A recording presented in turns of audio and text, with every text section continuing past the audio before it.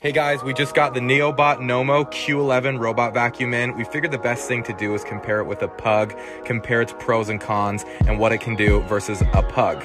So round one, we've determined to judge it based off of listening commands. It's got this really cool app. All you have to do is hit go, it maps your house, and it goes about and cleaning everything super easily. So that gets a check from us. While Pugs, on the other hand, their listening commands suck. You ask them to do things, a simple thing like a shake, and they'll just kind of ignore you and make you feel like a dumbass. So round two, suction strength.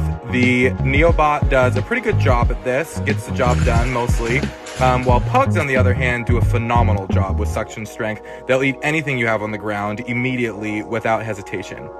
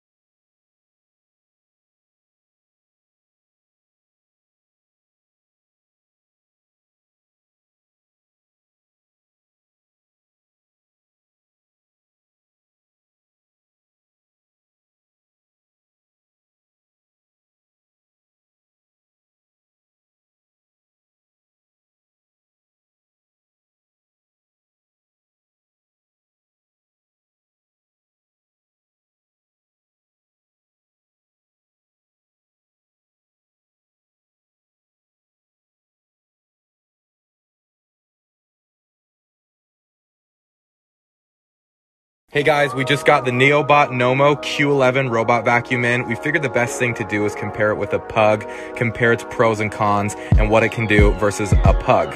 So round one, we've determined to judge it based off of listening commands. It's got this really cool app. All you have to do is hit go, it maps your house, and it goes about and cleaning everything super easily. So that gets a check from us.